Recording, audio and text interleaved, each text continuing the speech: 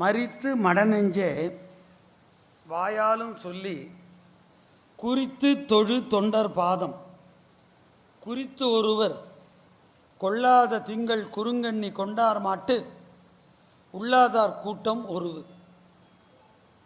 அம்மையார் நல்ல வற்புறுத்தி சொல்கிறாங்க, அடியாரோட இணங்கியிரு, உலகத்தாரோட பிணங்கியிரு. அதாவது உலகத்தார் சிவநெறியில் இருக்காதவங்க அவங்கள விட்டு விலகிடு.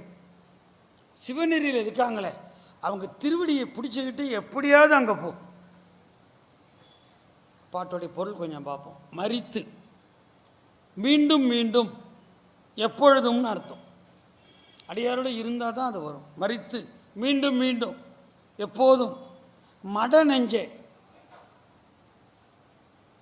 மரித்து மடநெஞ்சே வாயாலும் சொல்லி, மனசினால் நினச்சா போகாது, வாயினாலையும் அவங்கள ஏற்றணும், துதிக்கணும், வாழ்த்தணும் அடியார்கள்.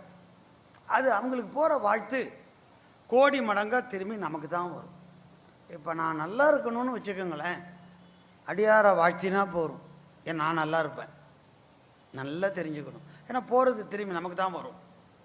யாரோ மெட்ராஸில் ஒரு ஐயா இருக்கார், அடியார், அவரை வாழ்த்துறேன், எனக்கு கோடி மடங்காக திரும்பி வரும்.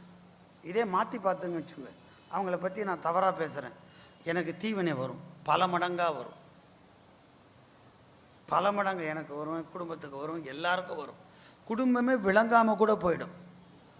அடியாருக்கு அத்தனை பெருமை. அதனால தான் மரித்துன்னு சொன்னாங்க, மீண்டும் மீண்டும் வாழ்த்துனாங்க. இது நம்ம தெரிய யாரும் சொல்லலை, நம்மளும் தெரிஞ்சுக்க முற்படலை. நீங்கள் ரவிக்குமார் ஏற்பாடு